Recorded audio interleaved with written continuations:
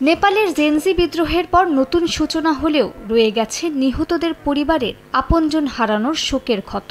2 দিনের বিক্ষোভে প্রাণ হারান অর্ধশতাধিক। সরকার পতনের নেতৃত্ব দেয়া এই তরুণ প্রজন্মের বেশ কয়েকজনের মরদেহ ময়না তদন্তের পর পরিবারের কাছে হস্তান্তর করা হয়েছে। এ সময় কান্নায় ভেঙে পড়েন স্বজনরা। পশুপতিনাথ মন্দিরে নিহতদের শেষকৃত্য সম্পন্ন হয়েছে।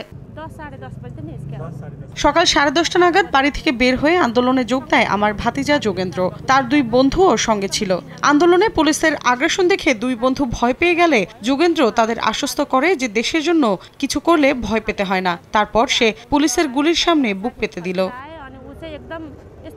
নিহতের পাশাপাশি নেপাল জুড়ে সরকার বিরোধী আন্দোলনে আহত হয়েছেন হাজার খানেক বিক্ষোভকারী। স্থানীয় সময় শনিবার আহতদের দেখতে হাসপাতালে যান দেশটির অন্তর্বর্তীকালীন প্রধানমন্ত্রী সুশীলা কার্কি। এ সময় তিনি পুলিশের গুলিতে আহত বিক্ষোভকারীদের পরিবারের সঙ্গে সাক্ষাৎ করেন। এদিকে নিহতদের স্মরণে শনিবার কাঠমান্ডুতে মোমবাতি প্রজ্বলন করে প্রার্থনা সভার আয়োজন করা হয়। আজ আমরা বৌদ্ধে একত্রিত হয়েছি 8 সেপ্টেম্বর জেনজি আন্দোলনে প্রাণ দেয়া দেশপ্রেমীদের শ্রদ্ধা জানাতে। আমাদের শহীদদের প্রতি শ্রদ্ধা জানাতে মানুষ এখানে এসেছে মোমবাতি দ্বীপ হাতে নিয়ে। আমাদের মধ্যে যে ঐক্য আছে তা দিয়েই আমরা আবার জ্বলে উঠব।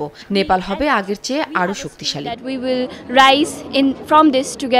নেপালের অন্তর্বর্তীকালীন প্রধানমন্ত্রী সুশীলা কার্কি রোববার নতুন মন্ত্রিসভায় নতুন সদস্য যুক্ত করতে পারেন বলে জানা গেছে। এর আগে তার নেতৃত্বে একটি ছোট মন্ত্রিসভা গঠন করা হয়। এদিকে পার্লামেন্ট পুনর্বহালের দাবি জানিয়েছে দেশটির শীর্ষস্থানীয় 8 দল। তাদের মতে প্রেসিডেন্টের পার্লামেন্ট বিলুপ্ত ঘোষণা অসাংবিধানিক। এটা করার এখতিয়ার তার নেই। শনিবার এ বিষয়ে যৌথ বিবৃতি দেয় দলগুলো। এতে নেপাল কংগ্রেস, সিপিএন, ইউএমএল এবং মাওয়িস্ট সেন্টার সহ মোট 8টি দলের প্রধান হুইপ সই করেন। মালিহা সুহরওয়ার্দী, সময় সংবাদ।